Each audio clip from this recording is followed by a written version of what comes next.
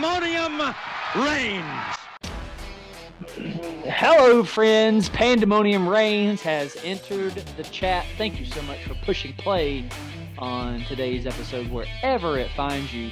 Week 9 was loaded, much like your bowels after a nice bowl of taco soup. Loaded. Yes, well said.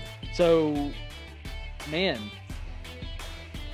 clarity is coming upon us, but with more clarity is more, not confusion, where we would have said that probably week 5, week 6, but with this clarity that week 9 brought, more problems, I guess, is probably the better way of putting this, because you have a very crowded top 6, top 7, and absolutely, and everybody is just looking at each other, like all the Spider-Mans, pointing at each other saying, all right, which one of you guys are going to lose first, right? Because I want to throw a variable at you, and I know we're going to recap the games here, but there is a new Spider-Man in this finger-pointing game, and his name is North Carolina. Because think about this. If North Carolina wins out, and I see if I can't find the rest of their schedule real quick. Virginia, Wake Forest, both on the road, hosting Georgia Tech, hosting North Carolina State. Okay, and they currently sit at 7-1. All right. If they win out and they beat Clemson in Charlotte, now their loss is to Notre Dame. Notre Dame. They're probably they might not be on that 5 and 6 first out, but maybe on that 7. I mean, just depending on how the rest of these dominoes fall. Like if TCU slips up somewhere, if a Tennessee, Alabama, Georgia slip up more, which I just don't think is a possibility. If an Ohio State slips up somewhere and then turns on lose to Michigan, or vice versa, or if let's say Michigan beats Ohio State and turns around and chokes against Illinois, I mean, there's some not outrageous things that have to happen in order for North Carolina to be right there on the cusp, which is just completely just crazy. And sure is. I made a take on our TikTok saying North Carolina is good enough to win the ACC, which what I'm telling you, here's my thought, is North Carolina is good enough to beat Clemson. I think they can do it. Absolutely they can do it. Because I think they can pretty much, when they're on, and this goes for a lot of teams, but certainly goes for North Carolina, they can score with anyone when they're on. Drake May is a dude. They leave some to be desired defensively, like a lot of teams do, like a lot of 5 to 20 ranked teams do, which is where they fall. That game with both of those games with Wake Forest and North Carolina State, going to Wake Forest and hosting North Carolina State, will be very, very interesting. Those teams can both create problems for you. North Carolina State can beat you 17-16. It seems like they could do that to anyone. They could also lose to anyone, I think, but that's exactly what they're capable of. And that Wake Forest game, just go ahead, find it on your favorite betting app, travel to Las Vegas, get yourself in a casino and bet the over for that Wake Forest North Carolina game, because there's going to be 150 points scored. Yeah, fair enough. However, I don't think Wake Forest now is as good, at least as they have been, or maybe as we thought that they were. That's a bad loss to Louisville. NC State is just a mess without O'Leary or Leary. I could have sworn at one time it was O'Leary, and then all of a sudden it's just Leary. Maybe I'm losing my mind. I thought the same. But anyway, I thought the same. So I think North Carolina can win both of those games soundly. Definitely. So anyway, the playoff race is just going to be a crazy thing to be watching and following from weeks 9, which was just now, to week 14. There's just so much that can happen. All right, hey, let's start, instead of going through the time slots this time. Let's kind of start with big games. Let's put the most hot conversations up front, and let's talk the world's largest outdoor cocktail party, where Anthony Richardson, is the verdict out on him? He's not good. Oh, no, he's not good. He has potential to be good because he has a just power forward body frame with some dangerous speed, with a weapon of mass destruction when used properly attached to his right shoulder in his right arm. But what they do offensively and his level of execution, it just does not put him in the best spots. Georgia's a tough matchup, we know, but even outside of that game, I mean, what has he actually done outside of a long run and several dangerous runs and throws against Utah, and then having a career day against Tennessee? What can he hang his hat on this year? And I just don't know what it is because of the win and loss column where Florida's currently 4-4. I'll be very interested to watch the rest of his career. There was pro talk for him, much like there was for Will Levis. I think he's better than Will Levis, and I think his ceiling is certainly higher than Will Levis's because of the running ability. I do. And this goes back to multiple seasons now for me of Will Levis's decision making. For me, okay, the jury's out. The jury's out on who will have the better long-term career, but that's where I stand right now. Whether Richardson is throwing touchdowns and putting up numbers, he doesn't turn the ball over the way that Will Levis does. And that is just a massive turnoff for me, especially for a quarterback prospect, especially when you're getting first-round buzz. I think the jury is in that Richardson must come back. There's no way to me that he could try to go pro right now. There's just no way. And I'd say the same if Levis has another year of eligibility. He should certainly come back as well. I just don't think he does. Mm-hmm. But, yeah, I mean, we're learning kind of who current state Anthony Richardson is. They need to get some different types of receivers in Florida. They need to get some outside speed because they've got those big guys that we've talked about, those power forwards that can go up and get it. Mm-hmm. And that when they're schemed up, when they run their routes appropriately, they can beat you deep. Sure. That's not their best trait. They need to get some different dudes in that role, and they need to consider how they're coaching Anthony Richardson. They need to evaluate that because consistency ain't there. Sure, and I would also challenge the play calling. I mean, are you putting Anthony Richardson in with him being your quarterback, or are you creating the best chance to win here with his skill set? Nope. And with the types of receivers that you have, if you're looking at some, longer down his distances, like a 3rd and 8, because they can run decently, which I would turn around and hand it off on a 3rd and 3, 3rd and 2, something like that. But on like a 3rd and 8, why are guys like Justin Shorter and Xavier Henderson not getting more like 50-50 balls? Hey, just lob it up there, I mean, I think Richardson can make that throw. I think it's when he tries to put all that heat on it is when he's entirely inaccurate. Yeah. But I mean, I don't. Who am I though? I'm not the one getting paid millions, Jimbo Fisher. Anyway, so I think you nailed Florida spot on, and you have got, if you haven't, you have got to go on the message boards, Florida's message boards. Dude, it is hilarious. You got dudes already calling for Napier. They want him out. Get him. And it's not the Gator standard. So anyway. Oh my gosh. We've got Florida listeners, so I'll back off. Brenton Cox dismissed from the team today as well. Not good. Yes, that's not going to bode well for them going forward. I mean, you're talking about, he's not the leader on that offense, but he is an aggressive pass rusher, right? He is on the defense. He's an aggressive personality. I mean, are you going to need him against A&M? Probably not. You're going to need him against South Carolina? Probably not. I think you're going to need him against that Florida State. You'll need him against Florida State. If you're not careful with the ball against South Carolina and Texas A&M, you would need him if you give them extra possessions because they both struggle offensively to just flat out beat you. Yeah. But if you give them added opportunities, you need a guy like that can create problems for the opposing quarterback, which again, problems are prevalent and present for those quarterbacks at Texas A&M and South Carolina. But again, he's just a weapon that now you don't have. Yeah, no, I'm with you, man. I'm with you. Hey, let's talk Georgia for a second. Tell me if this is a decent symbolism here.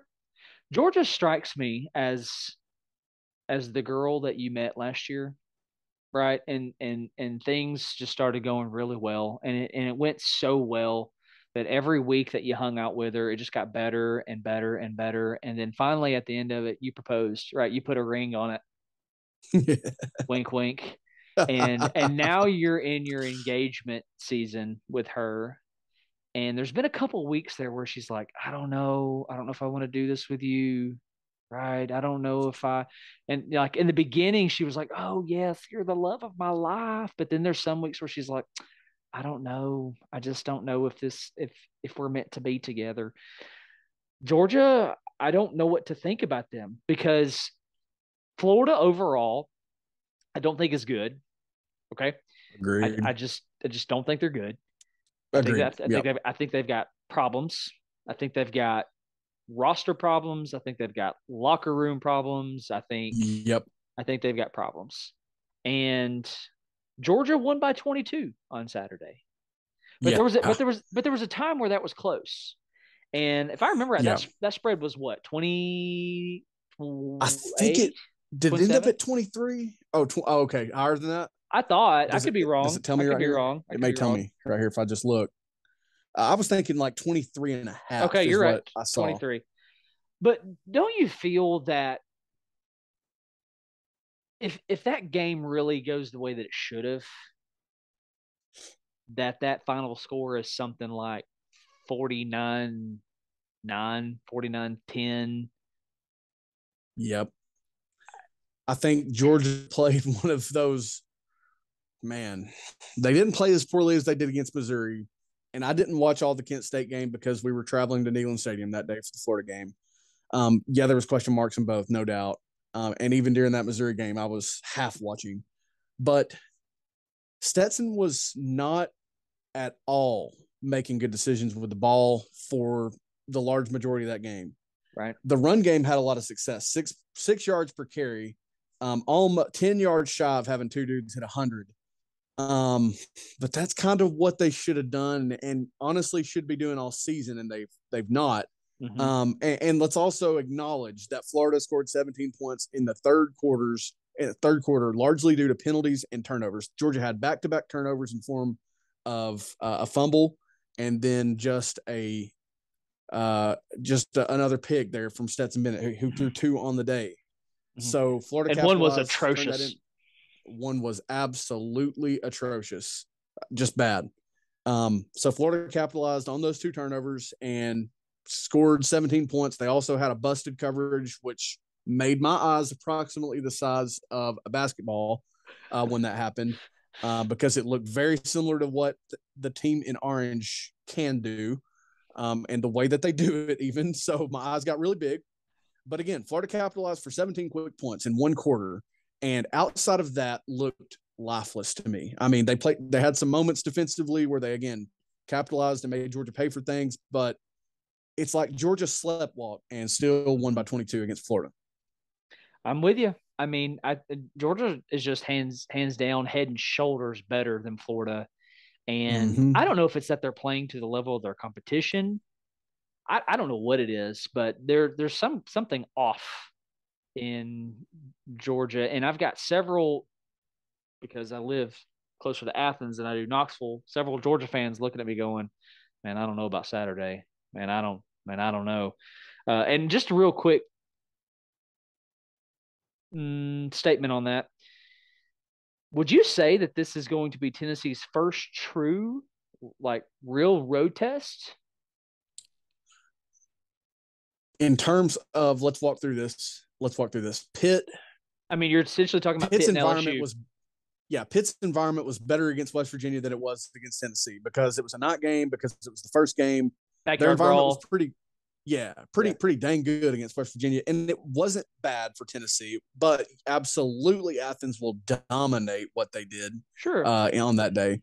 And then LSU, man, they just from the opening kick shot themselves in the foot, and it was a noon game on top of it. I would like to see an alternate world where that game's played in the evening, like they love to do, or even 3:30. That becomes an early evening game, because I think both teams are better than they were when Tennessee walloped LSU.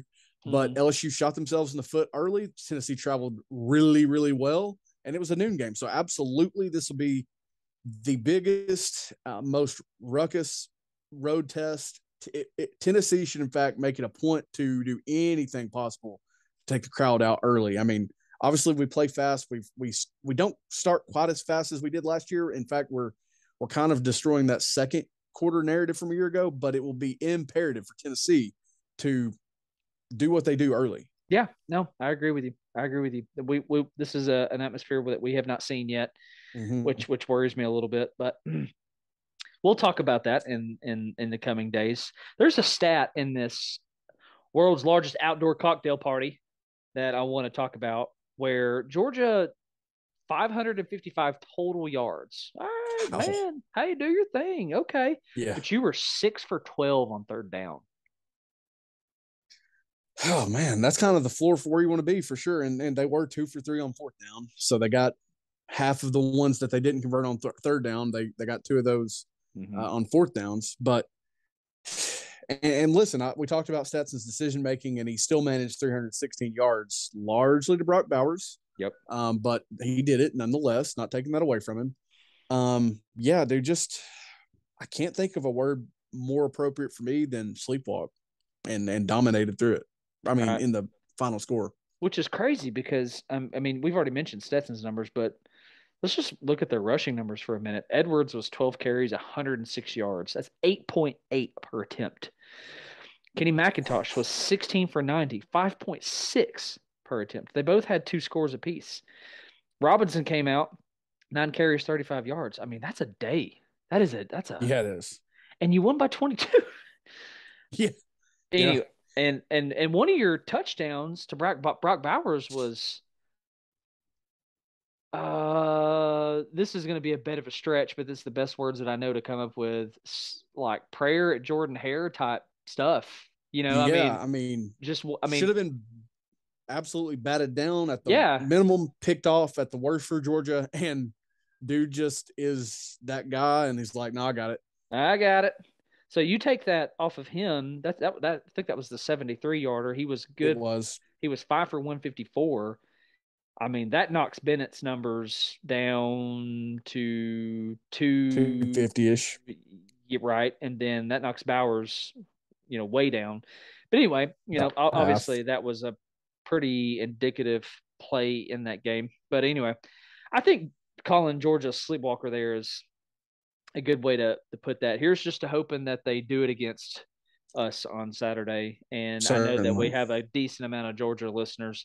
So I'll just say that again. Here's to hoping that you sleepwalk in Athens on Saturday. GBO. Certainly. Ohio State went to Penn State, and I just want to say this before we say anything else about this. The SEC is just different, man. I'm doing everything I can to not change it from Fox and to watch this game. And Beaver Stadium was sold out. I don't know. It just didn't feel the same. Maybe I'm biased. But anyway, Penn State put up a bit of a fight. Sean Clifford is in his 19th year at Penn State. He is. And he was 32 for 47. He was good for 370. But as many touchdowns as he threw just as many picks. And this guy is a basket case. He is a basket case. I feel like if you could just get a quarterback like this is going to sound like I'm downplaying the guy, but like a Greg McElroy, just go out there and don't lose it. Just don't lose it, because I feel like your rushing attack is good enough to do that for you. I mean, you got a stud true freshman. You got this Allen guy who's pretty dang solid as well, who's also a freshman. I didn't realize that he was a freshman also. Holy crap. So Singleton and Allen are both freshmen.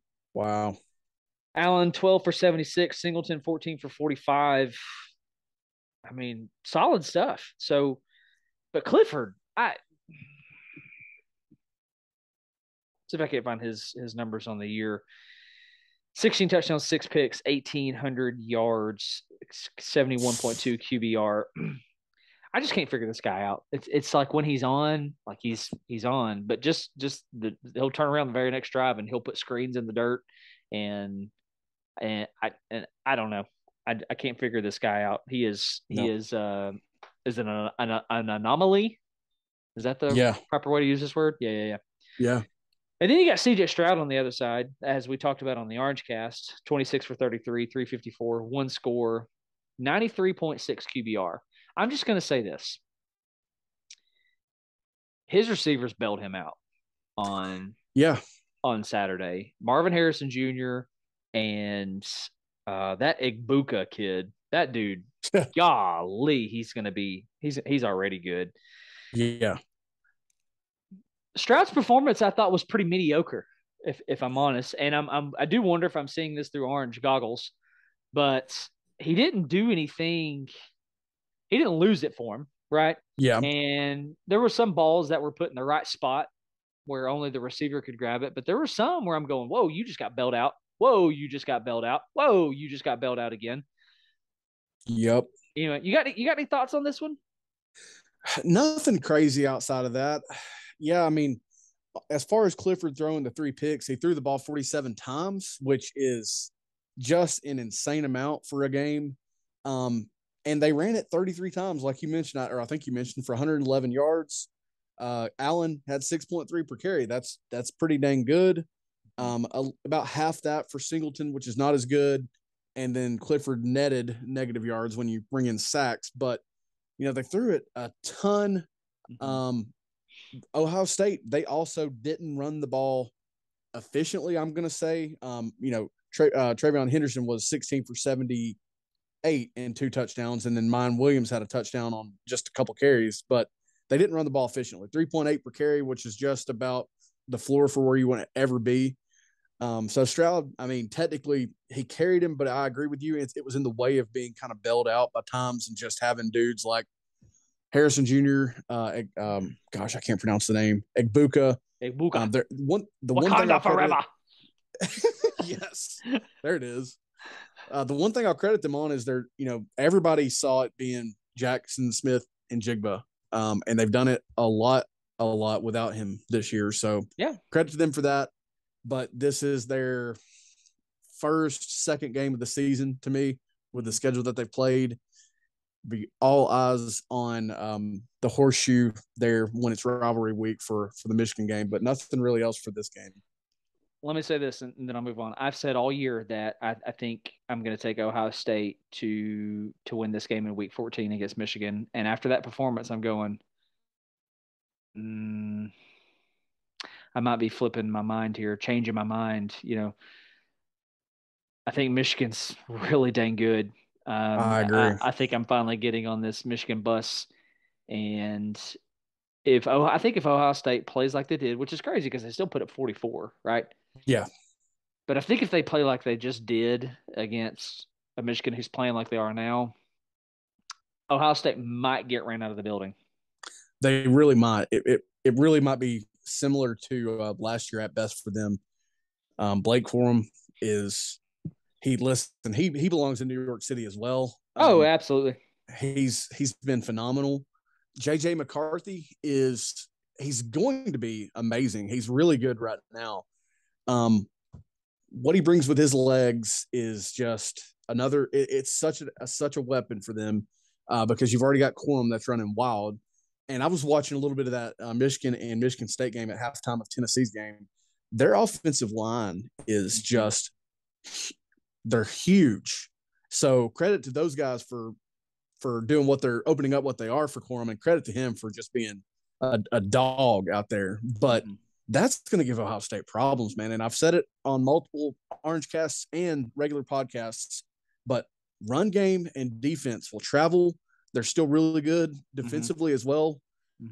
Michigan, that is. And I'm really excited for that game. But right now I've got Michigan, even though it's at the Horseshoe, even though there's the revenge factor from last year. Michigan's exercising revenge over several years. So absolutely, I'm riding with Michigan until I see otherwise. I'm with you. And I don't think I've ever been as excited for that game as I am right now, sitting in week 9. You know what I'm saying? Oh yeah, absolutely. The only comment that I want to say regarding Michigan in this Michigan State game is, other than Michigan handling business, and I think this, if I remember right, this game was close early on. Let's see, it was 13-7 going into half. Michigan then put up 6 in the third, and then another 10 to kind of seal it away in the fourth quarter. But I want to be very careful with how I say this right here, because what happened in that locker room with that Michigan State kid, or that Michigan kid and those Michigan State Spartans, was assault. Let's stop calling it. Let's stop calling it like a scrap, or whatever some of this media has been twisting this into. That was assault. Yes, it was.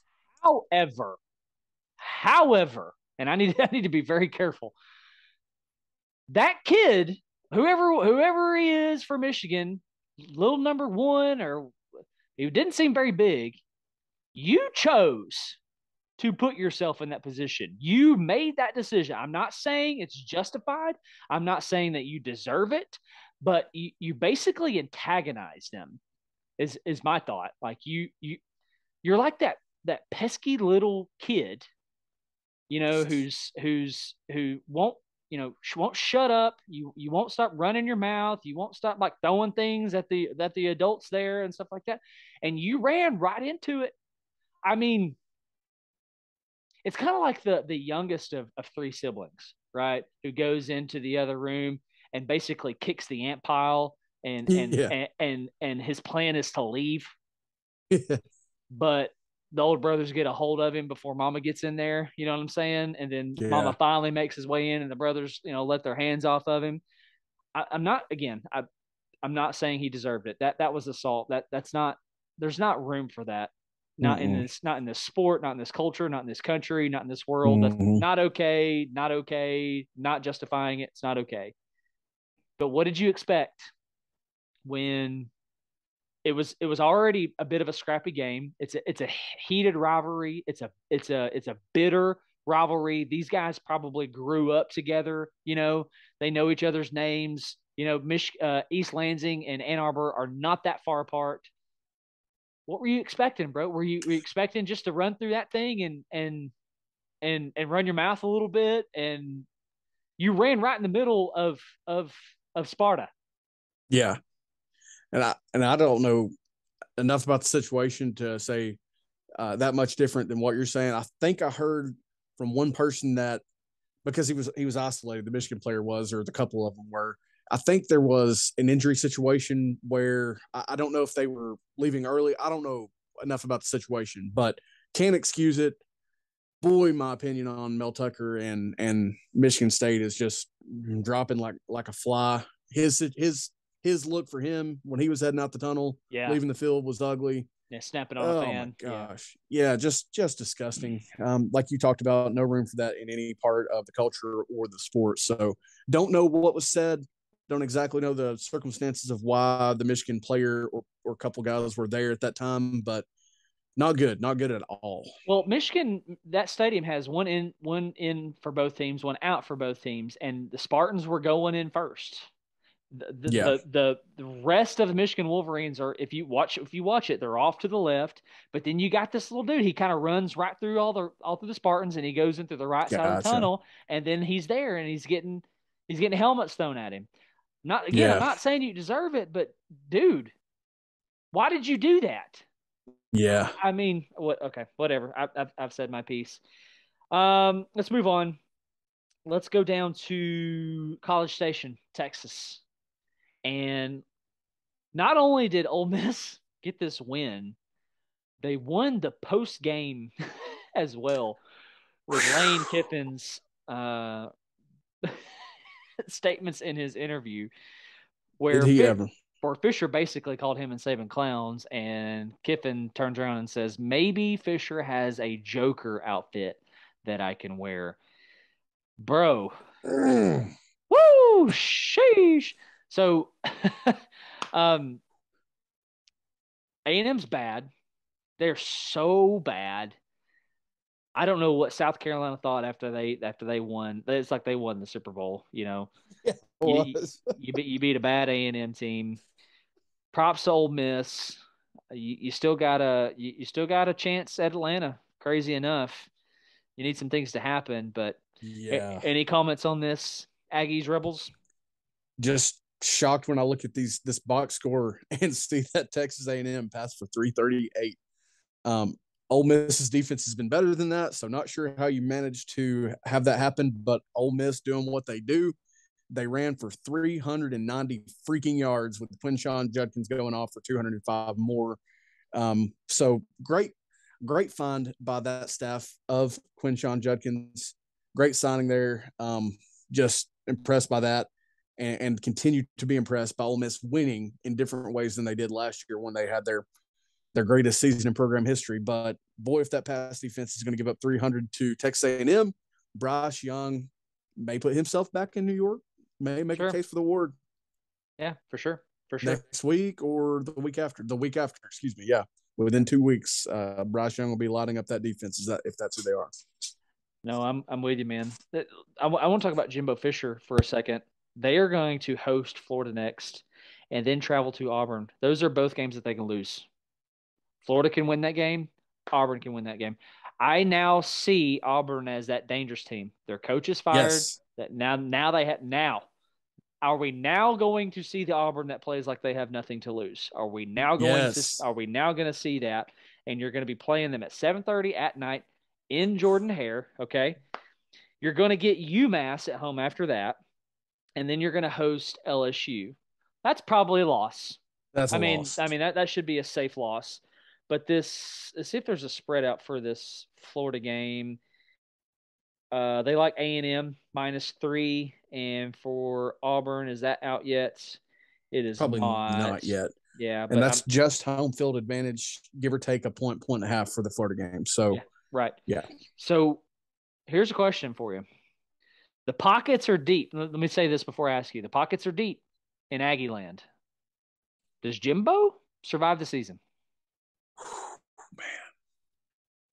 We're talking about 4 wins when they beat UMass. We're talking about the potential of 4-8 if they lose to Florida and Auburn.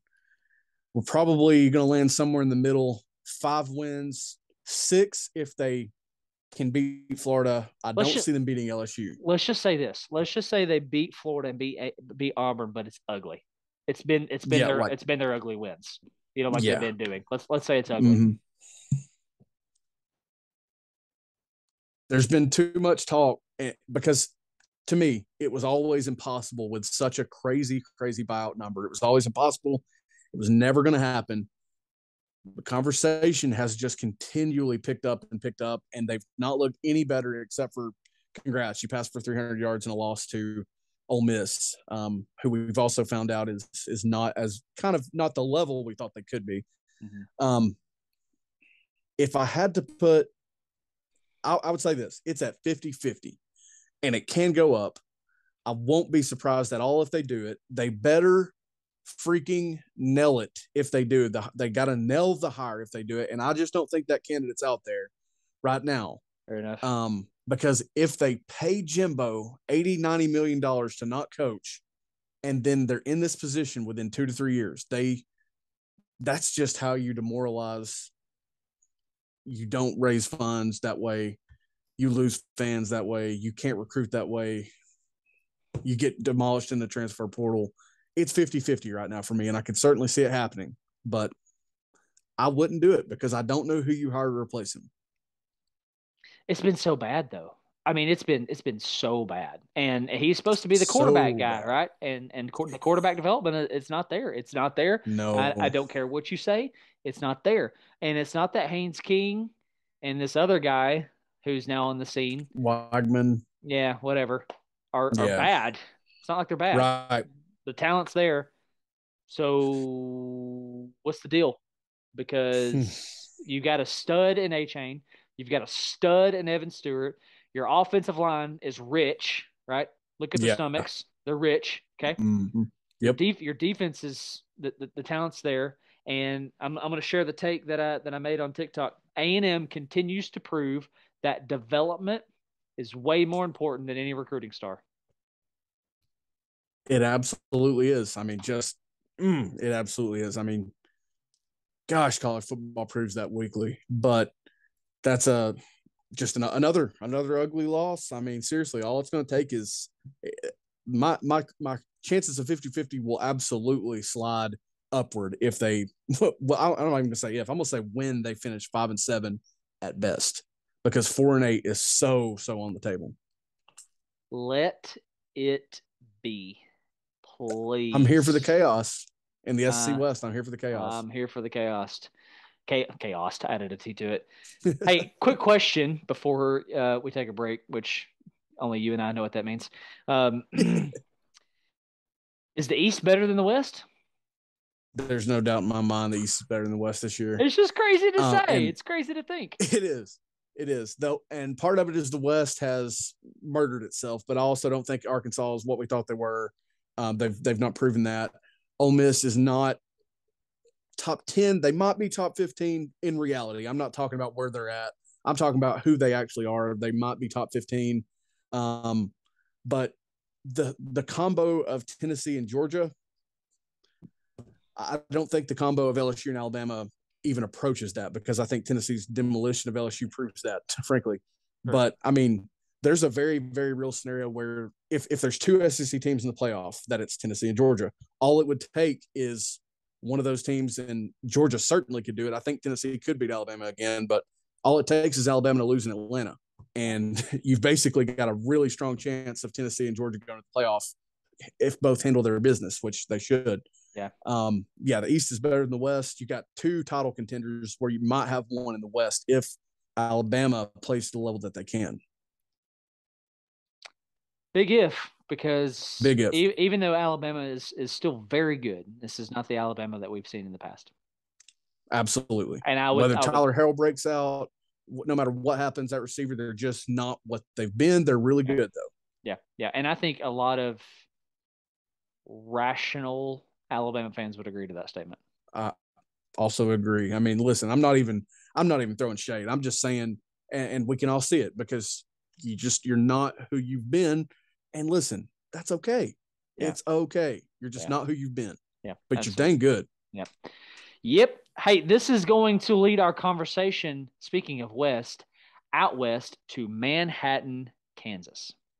Home to the Wildcats that basically said, we don't care who you are. We don't care where you come from. Adrian Martinez, we don't need him either. Watch this. And he's one of our own, by the way. Kansas State 48-0, who I had predicted not only to win the Big 12, I had also said that Oklahoma State is probably the most underrated team in the top 10.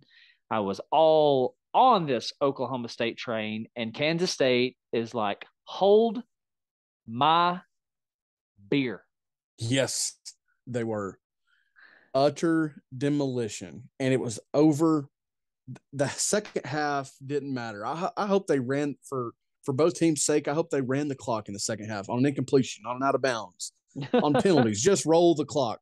Yeah. Because it was 35-0 at half, where it didn't matter. I mean, 35-0, like you said, without the presumed and what has been QB1 for Kansas State. Mm-hmm. Here's the situation. Here's how I feel. If Tennessee wasn't in the playoff picture in 2022, I would be sick to my stomach that Kansas State dropped that Tulane game, that TCU came back and beat them. Right now, it's fine because it kind of clears up the top, the top tier a little bit, the undefeated teams and all that. Mm-hmm. But I'm not done talking about that yet either. Kansas State and TCU are heading for a rematch. TCU pulled out another tough win where It was closer than we probably thought. It was on the road. Mm-hmm. Big 12 teams don't necessarily always travel well and play well in Morgantown, West Virginia, just like West Virginia doesn't always travel to the away venues and play well. We've seen this for years. It's a long freaking way. Yep. For, the middle of a tough long season. So, but TCU went there and they won. But can they beat Kansas State again? Because that is going to have as much playoff implications. And Kansas State might not be the opponent that they face. It could be, if Kansas State drops another game, could be Oklahoma State still, There's variables there. But, dude, I'll be so locked into that game as long as it doesn't coincide with like a Tennessee, conference title game. I would be so locked into that. That would be so much fun, and should be just an epic rematch if that's what we get. Absolutely. Bill Snyder Family Stadium is vastly underrated. I love to watch all like the moving and the rocking that those guys do. If you're new to college football, and you're enjoying that thing about college football, man, go watch you some Kansas State games, and especially here in the recent history, post Bill Snyder era, and they're just, man, that's a ruckus crowd. That is a fun crowd. Kansas State is golly, man, they made a heck of a statement. One heck of a statement. And so, veteran 26-year veteran college quarterback Spencer Sanders, 50% completion percentage, 13 of 26, didn't get 150 yards on the day. The highest QBR was Gundy at 52.6, and he was 2 of 7 with 16 yards and a pick. That's why I don't put a lot of personal stock in QBRs. Gundy also led the Cowboys in rushing with 27 yards. Goodness. All that to say, you got freaking dominated. Yep. And it might be safe to say that Kansas State is better without Adrian Martinez, because this Will Howard dude, for one, he is big, standing at 6'5", 235, but he was 21 for 37, just shy of 300 yards, 4 scores, no picks, 92.1 QBR. Of course, Deuce Vaughn helped him out a lot, 22 carries, 158 yards. Did his thing. With a long of 62. Man, if that is not Darren Sproles, just all over again, right? I mean, that's just the coolest thing. Here's Deuce Vaughn at 5'6", 176 pounds. And I see that. Every time I see that, I look at myself and go, so you're telling me there's a chance? I still got some eligibility. Yes. But I don't know if you know this or not, but there's no cheating, there's no tampering. It's just a fact. It's a scientific fact. Deuce Vaughn is actually already on the Chargers roster. I don't know if you know this or not. He plays for the Los Angeles Chargers as well. He's going to catch passes from whoever that the Chargers have a quarterback. He's already there. It's science, dude. They're the same person. There's no other option. He's going to catch passes from whoever the Chargers have out there. Justin Herbert, doesn't matter. He's there. He's already there. Already there. I'm already there. There's my country for the day. Yeah, he is. So let's move on. Let's go out west. Let's go further out west. Let's go to the Pacific time zone in the Pac-12. And the Oregon Ducks find a way. They win again. I should just say, it's not even finding a way. They beat the Fighting Marshawn Lynch's, and Bo Nix makes a verbal statement. I don't know if you saw this or not. I did not. But he said, it's been a long time since week 1. If we were to line up and play Georgia again, we'd beat them. Okay, I did hear that. And Georgia fans, if you feel a certain type of way about that, there's not a player, whether you look at the UT Chattanooga Mocs, the Tennessee Martin Skyhawks, you look at Alabama, you look at anyone from David to Goliath, there's not a player in college football worth their weight if they don't have that belief. Bo Nix is 0-4 against Georgia. He threw 2 picks to California. He's been better this year. Like we said, he's been owed an apology. Whether that still is the case, I didn't get to watch this game, so I don't know. But they're not beating Georgia. That's just not going to happen to me. They were just lifeless. And I know everything's different since week 1 as well. I do know that. But there's no situation where I can see that. Sounds like he's trying to make a playoff case and be like, no, we need to be in the picture, but you're on the outside looking in for sure right now. Absolutely. Absolutely. I'm going to give you another team that's definitely not beating Georgia. This team is also not beating Oregon. They're also not beating any team in the top 10. They're not going to beat any team in the top 25. Matter of fact, they might not even finish bowl eligible because it took everything that they have. It took everything that they have to beat Virginia.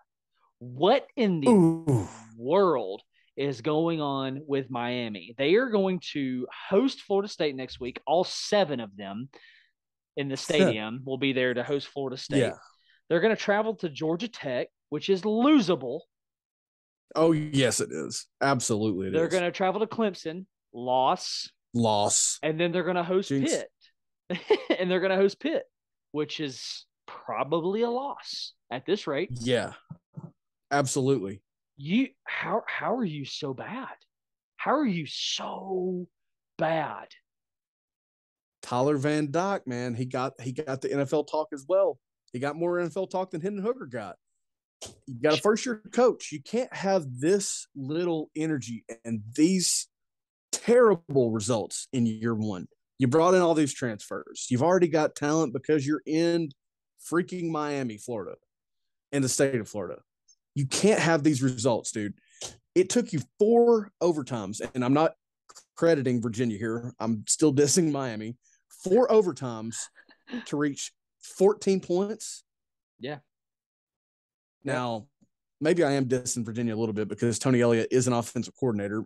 Also understand that Virginia is not in the state of Florida. They're not your typical blue blood recruiters. Virginia puts out talent, though. They do put out talent, but Virginia doesn't land it. But they do catch Fair residual enough. talent. To your point. Yeah. That's just, dude. I shared with you the Frank Beamer celebrating the 0-0 going into overtime meme because that was this game made over, considering this is 2022 and offenses are a thing now that neither team have. Yep. And here, this is just the most mind-boggling thing of it all. I mean, and it makes sense knowing that these guys went into 4 overtimes because of that whole 2-point attempt thing after so many overtimes. There's 2 noteworthy things here. Tyler Van Dyke did not play. Okay. Okay. Note number 1. Is it Jeff Garcia? Is it what's his? It's not pulling up. His last name is Garcia, and the first letter starts with a J. He is the son of. Is Jake, he? It's Jake Garcia. Yeah, he is the son. Wow, I was going to be my next question. All right, so Garcia, 15 for 29, 125 yards, no touchdowns. Parrish Jr., 24 carries, 113 yards, no touchdowns. No receiver caught a touchdown. But their kicker had a day. Baragalas, 4 for 4. He was 4 for 4. I mean, every time I think 4 for 4, like I'm about to hit up Wendy's and get me some chicken nuggies, right? Exactly. That's the 4 for 4 where my mind goes. How do you not only did it? I mean, when I say it took you everything, it took you everything. You couldn't find the end zone. You couldn't find. No. I'm sorry. Let me say this out loud just so this registers in my brain. You couldn't find the end zone against Miami. No, against Virginia. I'm sorry, against Virginia. Yeah, I'm just what went through my mind when I said against Miami was the fact that Mario Cristobal is an offensive line specialist. Like, how can they not? Because they have these quarterbacks. Jake Garcia is a talented prospect. He's a freshman. Tyler Van Dyke didn't play in this game, but is a talented quarterback that's been receiving pro talk, that's dropping like Will Levis's. But Mario Cristobal is an offensive line magician. How do you? And I understand that. Yeah, I understand that Parrish was over 100 yards. How is it this bad, dude? I just don't know. This is why. These are the reasons why I said earlier that Jimbo Fisher is 50-50, that you don't make the move right now because Miami nailed the hire. Texas A&M nailed the hire when they got Jimbo. Did they, though? Say what you will, you know. That it was one of those guys that you back the truck up for, if you know what I mean. Yeah. Oh, yeah, which they did. Oh, gosh. This is why I don't do it. This is why I don't do it. Yeah. Miami 14, Virginia 12 is why I don't do it. Yeah. I want to say two things and I want to move on. Can you imagine having paid to go to this game and not a single touchdown took place? Nope. Sure can't. Now, don't get me wrong. Your ticket was probably $7. Yeah. There were some cheap tickets for Ole Miss and Texas A&M, but yeah, I'm with you. But man, you know what? I'm gonna go to the Miami game and I'm gonna take my son and I'm gonna turn him into a hurricane. And he's looking up at you at the third quarter. He's like, Dad, can we please leave? I want to play Fortnite. I want to play Fortnite. Anyway, so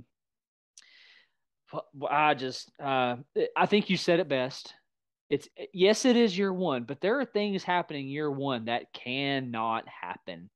I mean, Butch Jones's year one was better than this.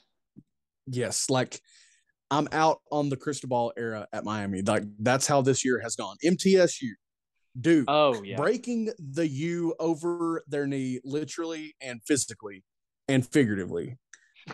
I'm out. I'm done with this era. Like you're just gonna have to get in line and try again. The way that Texas has done with Charlie Strong and Tom Herman and everybody, this side of freaking the moon, you're gonna have to get in line and start over because this is not it. And props to Mario Cristobal if he changes that narrative. But I'll eat crow if you do. I really will. I promise I'll come back and do that if you do. But you're gonna have to prove it. Again, they're 4-4 right now, with the probability of losing 3 of the last 4, so 5-7 at best. And Georgia Tech is not a pushover since the firing of Geoff.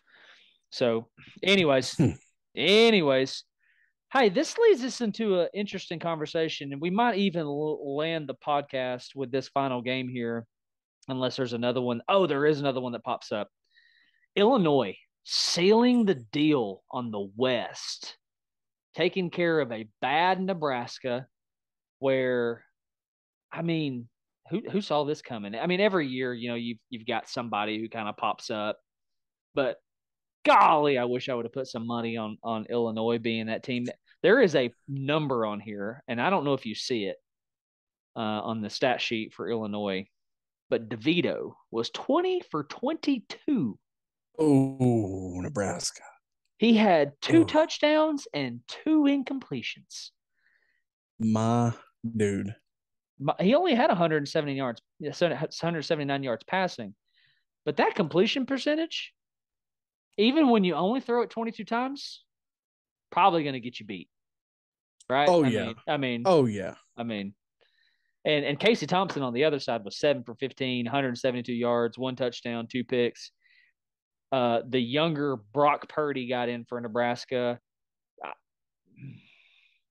Here's the question. If the Iowa job eventually opens up, Wisconsin is currently open. You get where I'm going with this? I think I do. Does Belima make a return to either one of those homes? Because Iowa's his alma mater, and he already did what he did at Wisconsin. Or is he, I view the Illinois and Iowa job similarly. And then I view the Wisconsin job on another tier above those, if not a couple tiers. But I don't know. Would he go back? I don't know. I mean, I just don't know how it ended other than him desiring to be in the SEC West at Arkansas. Still don't get it. Would he go back? I don't know, man. If he did, I have to think he'd be a machine there, just as good as he was before, out of nowhere, like this Illinois team is. I mean, and I think he could absolutely do the same at Iowa. Maybe that job's a little bit better than Illinois because I would say so. They've won. I think so. Yeah, they've won the West. They've been in Indianapolis. They've done the thing. Man, and then there's a chance that he's absolutely happy where he's at. There is that chance. Surely they've embraced him. I don't know anything about it. Surely they've embraced him. I mean, come on, you're 7-1 with you haven't lost since week 1. I mean, surely they've embraced the guy and what he's got going on. Chase Brown, heck, man, he's a junior. He's putting up crazy numbers, but might make sense for him to come back. You could potentially see that, I think. Mm-hmm. Not the fastest guy, but he's a dang workhorse and a warrior. Mm-hmm. I don't know if I'm Bert at this point. Oh wait, I'm saying I also forgot about Nebraska. Nebraska's open too. That's an option as well. Now listen, if I'm Nebraska and I could talk him into coming over, I'm doing it. Like I'm talking about backing up the truck. I'm going for somebody like a Belima, somebody that's like as blue collar as they come is who I'm going for if I'm Nebraska. Yo, Brett, what's your favorite kind of bacon? Yeah, we got you covered, man. Got you covered, though. Yeah. It's corn. Absolutely. Corn bacon. I'm absolutely making that phone call. I'm either going as blue collar as I can, or I'm going for the flashiest offense that I can, like just scheme. And if you're Nebraska, you need Josh Heupel, but he's not available. Like I think. Yeah. Yeah. Which there's Nebraska fans thinking that they can pull him, which is just crazy. Yeah, I think that's a good point. If you're Nebraska, like, hey, why not? I mean, why not? If we can do it in Illinois, surely you can do it in Lincoln, right? And I think the ceiling at Nebraska is higher than Iowa, and I think it's higher in Wisconsin, and it's certainly higher than Illinois.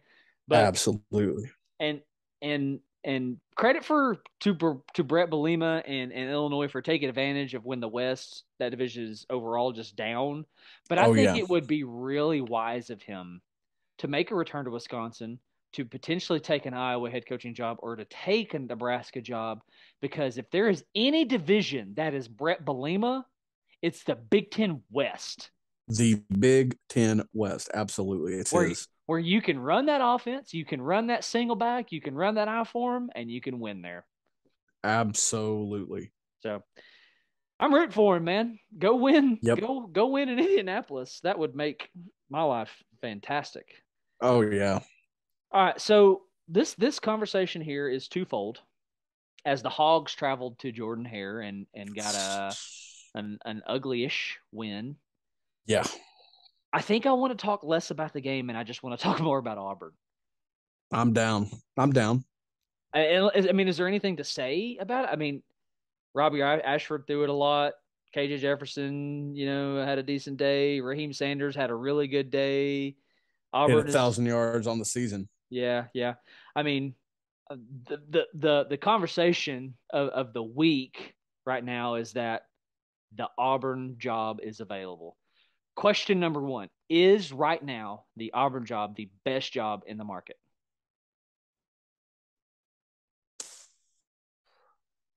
All right, here's my opinion.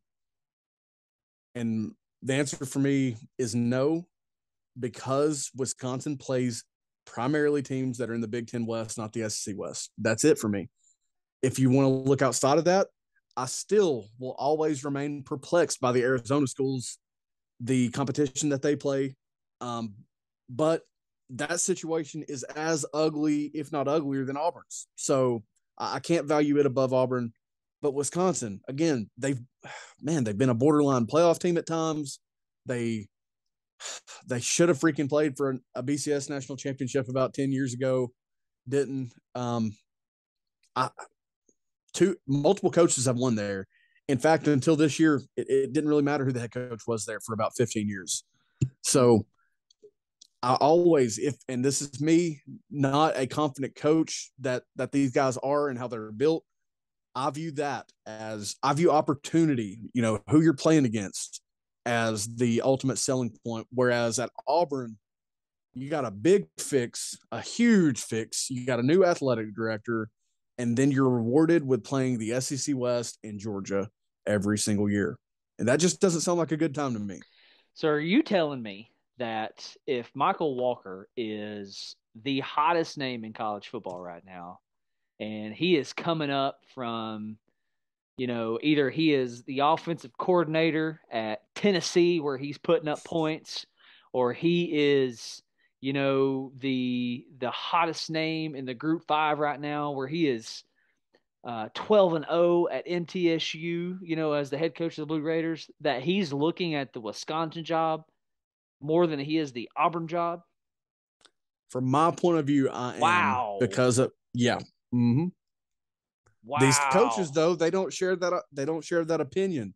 They think their system is in. Listen, throwing shade at Butch Jones. I'm doing it. They think their system is infallible. They think they are untouchable. Their ego is the size of the state of Texas on steroids. Mm-hmm. That's their point of view. They view the SEC West as an opportunity, where I view it, because I've lived in North Georgia for my entire life, and I've seen Tennessee struggle to get back, and I've seen other teams struggle to get back. I view it as a death sentence if you're not careful, and especially as bad as they are culturally right now, with just the Harsin era has been a bad joke the entire time.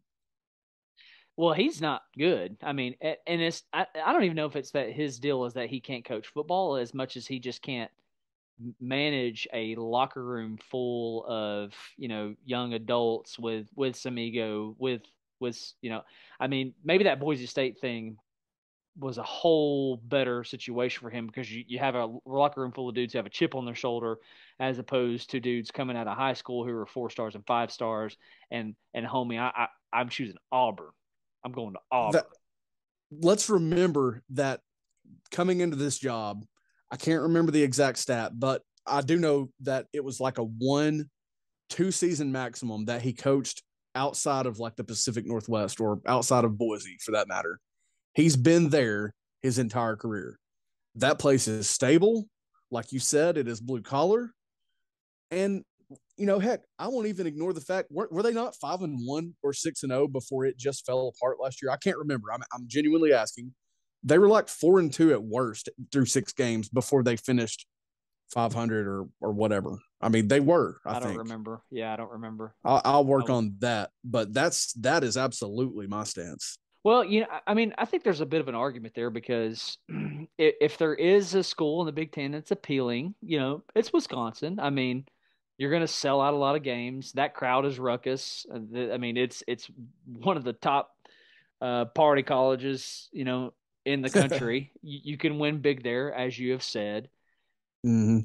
I just think it's harder to recruit at Wisconsin than it is in Auburn. I think Auburn is more of a national brand than a Wisconsin is, where Wisconsin's more of a local brand. Not that you can't pull, some kids from outside of that Midwest region, but I don't know. I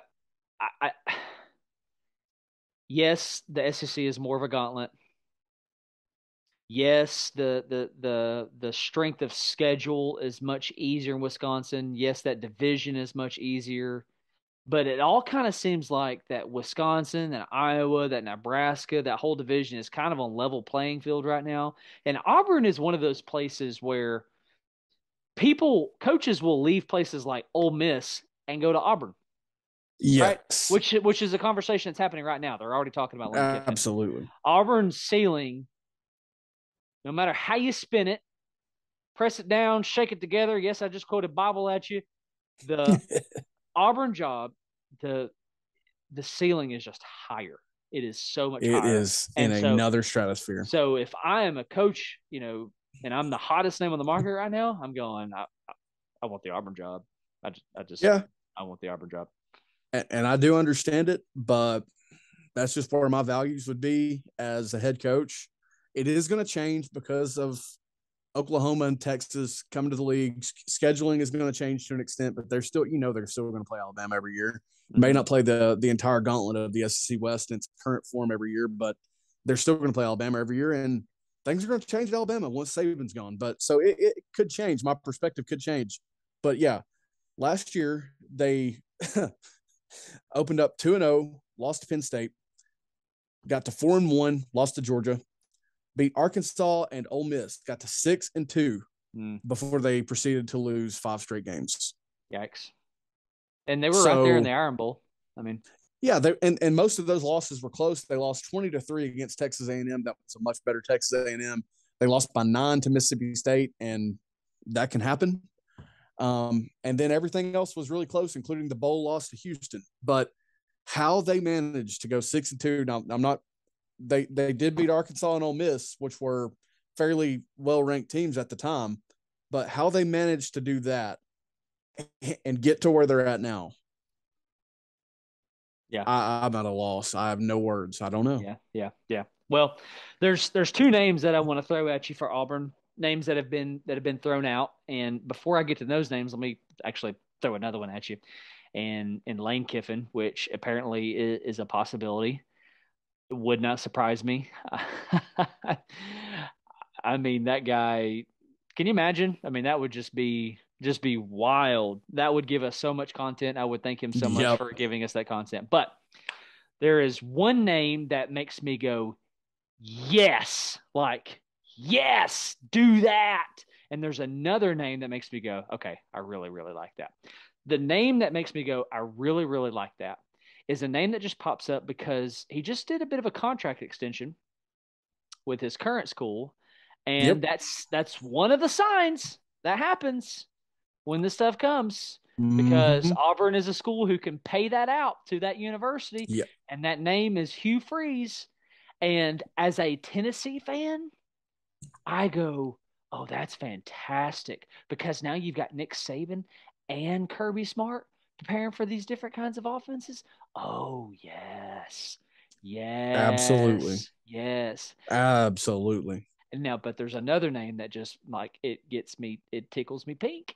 Like I just want it so bad, because SEC Media Days will just be next level.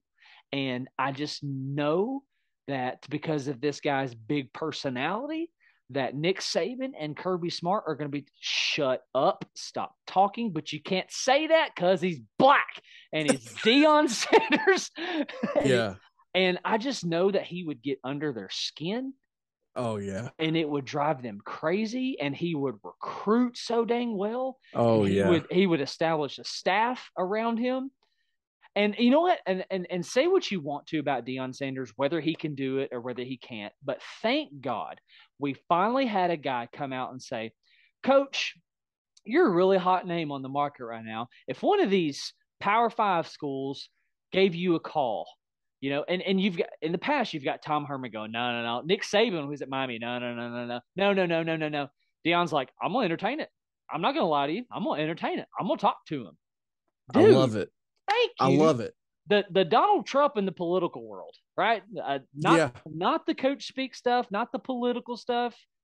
Trump was not a politician, so he didn't talk like the rest of them. Sanders is not talking like the rest of them. So call him prime, whatever you want to call him. But dude, thank you for not saying, oh Yes. no, man, I'm committed. I am SWAC. I'm standing. He's like, I'm gonna do it. Bro, I would love to see Deion Sanders in Auburn. I would love it. Hey, me too. I do think that their home runs would be. I'm a little bit opposite of you. I think their absolute home runs would be Lane and Hugh Freeze, because this is just me trusting them, what they've done longer than Deion's done it as a coach. Sure. Now, Deion getting under their skin, dude, Deion absolutely obliterating the NIL game at Auburn. Give me that. Now, would burn Tennessee in the recruiting trail. I just want to highlight that. We would compete against them. So I don't yeah, we always do. It just doesn't matter. We always do. So I wouldn't love that. But him getting under their skin, dude, him driving those guys crazy, recruiting his absolute tell-off, yes, give me that. Mm-hmm. But I don't know what to make of the Hugh Freeze thing, because the timing is just so ironic with his extension at Liberty. He signed an extension at Liberty before, so they're like trying to lock him in, I guess. But good luck doing that, because opportunities are going to come. There is the slot factor with Hugh Freeze of, would Sankey block it? I don't think he would, because I think the situation was when Tennessee was looking for a coach that he wouldn't block it, but he would not at all give it his blessing. I think that was the stance, and only more time has passed since then.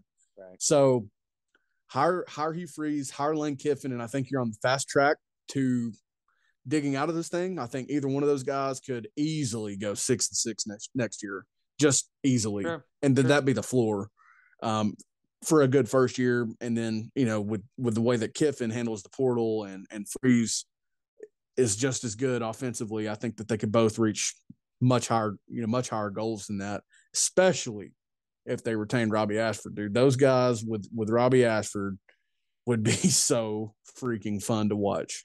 Absolutely. Now, apparently I gave the wrong impression, because I think that Lane, Deion, and Hugh are all home run hires for Auburn.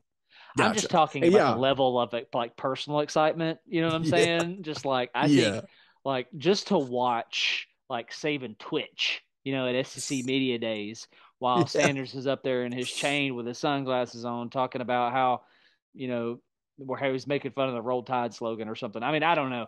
Or Don't call how me Dion, call me Coach. call me Coach Prime. So yeah. Anyway, are there any other names out there outside of those three that you would go, okay, like that's legit. I like that.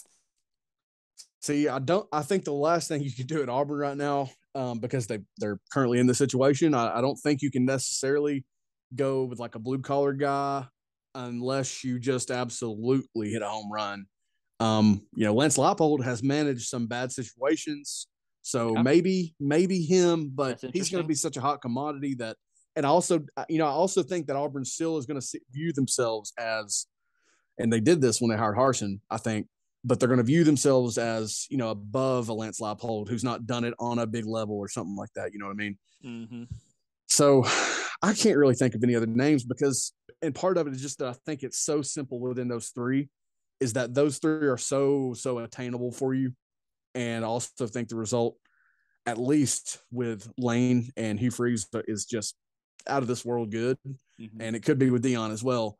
I do think Dion would have to change his approach a little bit in the terms of, he's got all these former players on his staff and doing things. I think he would need a rock star staff. Like, a SEC rock star football staff, tenured guys, veteran guys to do it. But he's so capable. I mean, he absolutely is capable. And he would have 6 stars lining up to play there. Oh, sure. So I've had some time to think about this. I was actually thinking about this as I was pushing my son around as we were doing some trick or treating. Courtney was like, "Where's your head at?" And I was like, "Auburn's football coaching search." So there's a couple names that come to mind. I was like, "Oh yeah." And I started thinking about, all right, after Gus, where were they going? They paid that buyout. It was a pretty ridiculous buyout. And I remember laughing when they hired Harsin because they paid that ridiculous buyout, and that's who they landed, which turned out obviously to not be a good thing. But I went, oh yeah, Kevin Steele. Do they make a run at that again? I mean, or is that bridge kind of burned because that ended so funky? Does he even want a job in his older age? Probably not. Also, things are not necessarily going well in Miami, even though he didn't allow a touchdown on Saturday. Yeah. And then there's the Matt Rule. Oh man, I forgot. I just forgot about Matt Rule. And I view him as probably like Hugh Freeze, like, you know what I mean, like Mountain Thunder or Dr. Thunder. You know what I mean, like, but also the potential to be really good because of the mess that Baylor was in. But then at Baylor, you got those things that they don't know what they are that are called defenses, and that worries me a little bit. And the tenure in the NFL was just so bad. Sure. But he was college. He was solid. Oh man, he was good at Baylor. And it was short term, but it was good at Baylor. Sure. So yeah, I would love to just be. I wish I could find a way to be integrated into like Auburn Twitter and like Nebraska Twitter the way I'm in, and know who to follow and like Vol Twitter. Be great if they would also follow us back, subscribe, things like that. We could just get in there, you know what I mean? But I'd love to just be like knee deep in Auburn Twitter or like Nebraska Twitter right now. Like, what are they saying? Like, oh, Urban's coming. You know what I mean? Like, is anybody saying that? That's a name. Like, that's one of the next names I was getting ready to throw at you because we've talked about him not being done. Do it. You would if you're Urban Meyer. If there's any school that will hire him, it's Auburn. If there's any school that will hire him, it's Auburn. Yeah.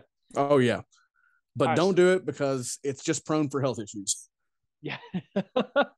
We need to close down this episode in a little under 4 minutes, but I have a few more names that I'm going to throw at you, and then we'll call it. The guy who was responsible for the 2019 LSU Tigers, Joe Brady.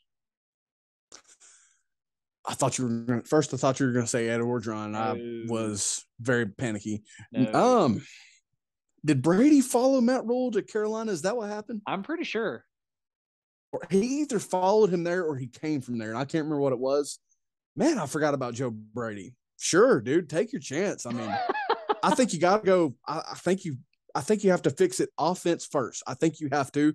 I think this for Nebraska. I think this for Wisconsin, which they're doing. well offensively, even though they've got Jim Leonard right now. I think this across the board because I freaking watch Tennessee every week. Okay, sue me. So yeah, dude, give Joe Brady a chance, but also try not to get to like your 7th option again or like your Brian Harsin option again. Just don't do that. Sure. All right, so this is arguably option number 1 if I'm the Auburn athletic director, because I need somebody to fix it, and I need somebody to fix it long term. Yeah, it's going to take a lot of money. It's going to take a lot of conversations. It's going to be hard as heck. It's going to take a hard as heck to get this dude out where he's at right now.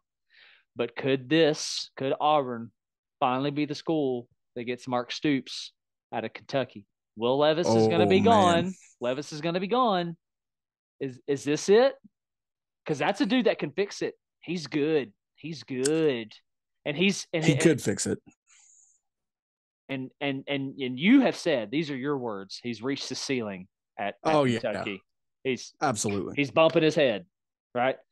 This year's so much proof of that for me. Yeah. If I'm going to go the defensive route, that's who I'm going to go after. I mean, yeah, dude, his continuity and what he's sustained at Kentucky is proof enough for me that Florida State should have done whatever it took. Texas should have considered it. You know what I mean? Yeah. Like, they should approach Mark Stoops. They should have that conversation 100%. If they're going to go the defensive route, that's absolutely a good early option. I mean, Mark Stoops is a guy who can go get almost any offensive coordinator he wants once he gets a job like Auburn, I think. You can give a Joe Brady a call. He's got back-to-back NFL offensive coordinators or quarterback coaches, and for the most part at Kentucky, it's worked out. Yep. I'm with you, man. But if I'm that Auburn AD, I think he's my first call, and I'm telling, hey, man, name your price. Name your price. That's going to be the end of today's episode on Pandemonium Reigns. Thank you so much for tuning in and listening. A bit of a longer one. Make sure you tune in again later in the week. We'll have Ryan Phillips to join us again on Friday as we talk Tennessee, Georgia, and that'll be all we talk, because who cares about everything else? I'm just kidding, y'all. I'm just kidding. Hey, lots of exciting stuff going on in the world, but the most exciting thing that you can do is for us and push the subscribe buttons and push the follow buttons and tell somebody about Pandemonium Reigns. We love you guys. Hope you have a fantastic week. God bless, and go Vols. See y'all later. Pandemonium Reigns.